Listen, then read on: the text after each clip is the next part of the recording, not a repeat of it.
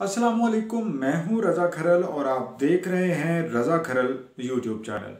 नाज़रीन, माजी में यानी माजी करीब में जब से पाकिस्तान तहरीक इंसाफ हुकूमत में है, हम कई स्लोगन्स देखने आए हैं और उन स्लोगन्स में एक ये भी था कि फ़ौज और हुकूमत एक पेज पर हैं, यानी इदारों के साथ किसी किस्म का कोई तसादुम या टकराव नहीं है।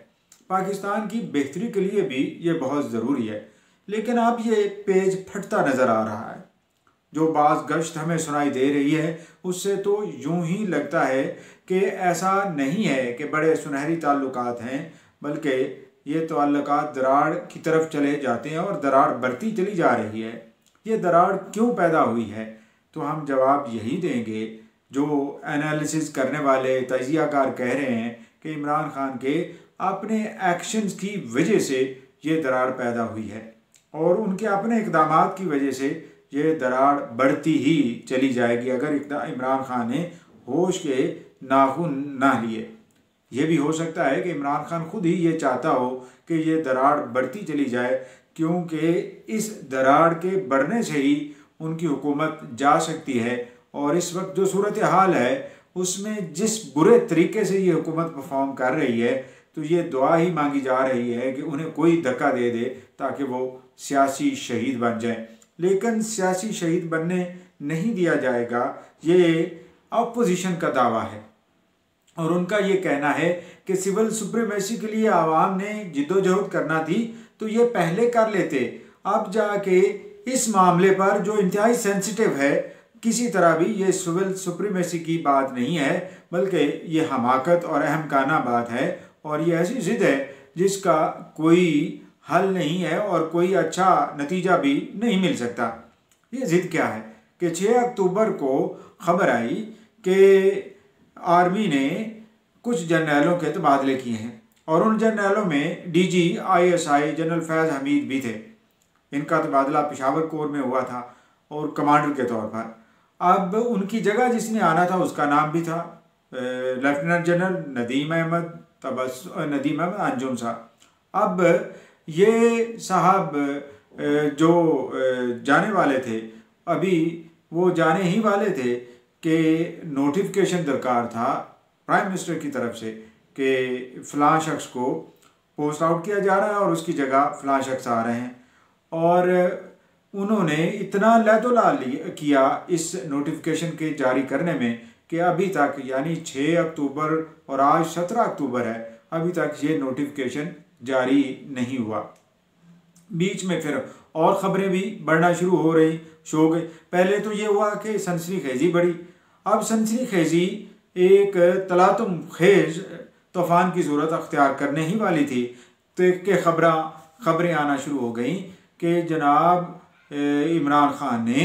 बिल्कुल तय कर लिया है, नोटिफिकेशन जारी कर देंगे और मामला तय हो गए। अब मामला थे तो फिर तय हुए हैं ना, ये बात तो तस्दीक कर ली गई कि मामला थे, कॉन्फ्लिक्ट थी, यानी वो सेम पेज वाली बात नहीं रही थी। अब उससे आगे बढ़ते हैं, ये मामला अगर थे तो किसी और बात पर होते ना, ये इस मौजू पर ना होते, क्योंकि इसकी वजह से और बहुत सारी ट्रांसफ़र जो फ़ौज के अंदर थी वो रुकी पड़ी थी और उनके रुकने की वजह से ये कोई अच्छा शगुन नहीं कहा जाता। फ़ौज के अंदर तो ये सीट खाली नहीं होती है, इसका तस्वर ये किया जाता है।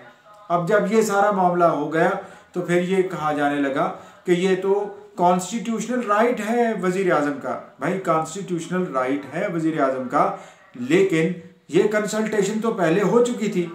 और ज़राए के मुताबिक ख़ास तौर पर फ़ाहद हुसैन जो हमारे सीनियर जर्नलिस्ट हैं, उन्होंने अपने एक मजमून में जो डॉन में छपा है, आज के अखबार में ही है, उसमें तो उन्होंने ये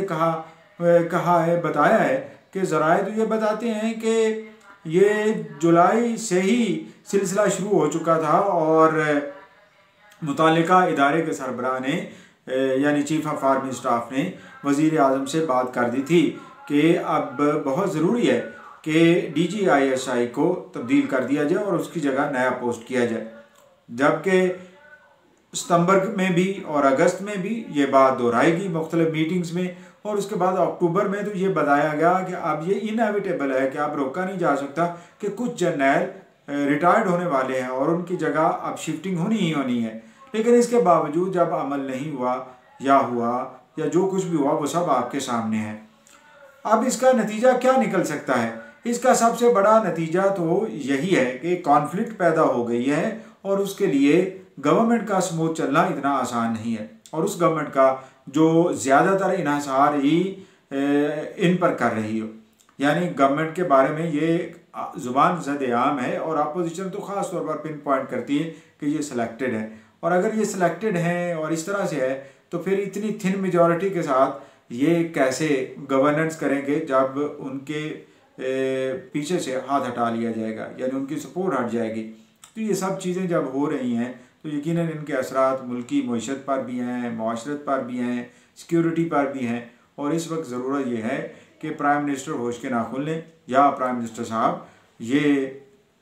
तय कर लें कि वो कब ये करने वाले हैं, और दूसरा अगर उनका ये कॉन्स्टिट्यूशनल राइट है तो उसका बारमला इजहार भी करें, और फिर उसके नताइज भी उनके सामने हैं। जब ये होगा तो फिर और बहुत सारे लोगों को भी जाना पड़ेगा, और अगर ऐसा होता है और जाना पड़ता है तो यकीनन ये बहुत बड़ा एक कॉन्फ्लिक्ट होगा। माजी में भी हमने ऐसे बहुत सारे कॉन्फ्लिक्ट देखे हैं, ख़ास तौर पर नवाज शरीफ के हवाले से, कि नवाज शरीफ का इस्टेब्लिशमेंट के साथ हमेशा ताल्लुक़ अच्छा नहीं रहा या आइडियल नहीं रहा। जब वो आते हैं उसके बाद और उसके थोड़े अरसे बाद ये कॉन्फ्लिक्ट शुरू हो जाती है, और फिर कॉन्फ्लिक्ट अल्टीमेटली नवाज शरीफ के जाने पर ही मुंतज होती है। माजी में जब जनरल ज़ियाउद्दीन को उन्होंने DGISI लगाया तो उस वक्त भी क्रिटिसिज्म हुआ मीडिया के अंदर उनके ऊपर कि ये फ़ौज को कॉन्फिडेंस में लिए बगैर किया गया है, और इसी तरह जब बेनज़ीर भुट्टो ने एक रिटायर्ड जनरल को जनरल कल्लू को DGISI लगाया तो उस वक्त भी रिएक्शन इदारों की तरफ से आया, और उस रिएक्शन के नतीजे में और बहुत ज़्यादा कॉन्फ्लिक्ट्स पैदा हुई। इसका असरात सोसाइटी पर क्या होता है वो ये है कि गवर्नेंस ऑलरेडी जो पुअर है वो और पुअर हो जाएगी, और जो